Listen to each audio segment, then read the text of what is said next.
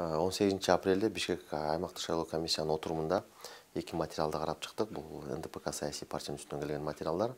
Биринчи материал бул 29 мектептин жанында шайлоо күнү 11 апрелде ак район менен кармалган Эркин мырза ошо добуш сатып алуу факты менен ошо факттын баары аныкталды. Ошо Эркин мырза болсо ошо саясий партиянын бир талапкердин жакын досу экен, 20 жылдан ашык чогуу дос болуп жүрүшүп, ошо шайлоо боюнча жардам берип жатканы аныкталды. Ошо материалдар бар болчу баары, агит материалдар да бар болчу. Андан тышкары 18 миң сомдон ашык акча бар болчу ал жерде.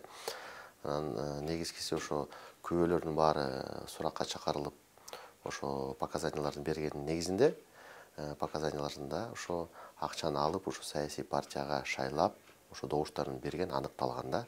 Андан тышкары Бишкек шаарынын УКМКнын башкы бөлүмүнүн материалдары негизинде бул 10 апрелде соц тармактарда тараган видео. Бул бир талапкер Касымовдун штабында ошо агитаторлорго 5 000 сомдон акча таратып жаткан, изилдөө жүрүп, ошо тергөө жүрүп, ошо Касымовдун айтылган ошо берген материалдары ошо 200-300 миң сомдон ашык сомду ошо каржылоосу фонддон, саясий партиянын фондунан тышкары өзүнүн акчасын коротуп жатканы аныкталды.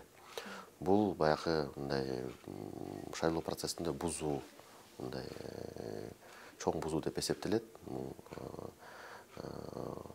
Жана добуш сатып алуу фактылары бар аныкталуу үчүн Бишкек аймактык шайлоо комиссиясы ушундай чечимге келди.